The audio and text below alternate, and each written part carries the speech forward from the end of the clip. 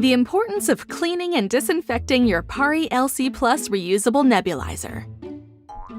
Meet Mo, also known as Pseudomonas aeruginosa.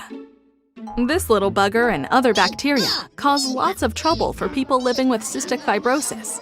Today, we're here to talk about keeping your PARI reusable nebulizer working properly by cleaning and disinfecting it regularly.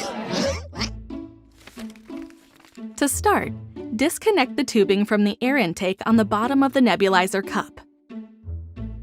If there is any moisture, condensation, in the tubing, let the compressor run with only the tubing attached for 2 to 3 minutes. The warm air from the compressor will dry out the tubing. Cleaning your PARI reusable nebulizer. Disassemble reusable nebulizer parts as illustrated here.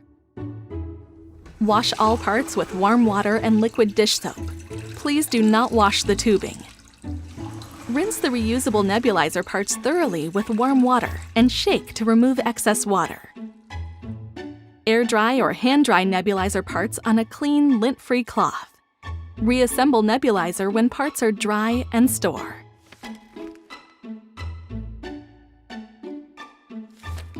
Your LC Plus is dishwasher safe. Again, please do not wash the tubing. Place the reusable nebulizer parts in a dishwasher basket, then place the basket on the top rack of the dishwasher. Remove and dry the parts when the dishwasher cycle is complete.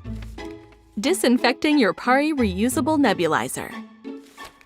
The PARI reusable nebulizer parts, except tubing and mask, can be disinfected by boiling them in a clean pot of water for a full 5 minutes. Dry parts on a clean, lint-free cloth. It only takes a few extra minutes to keep your PARI reusable nebulizer working properly. Remember, clean and disinfect your nebulizer regularly and minimize Mo.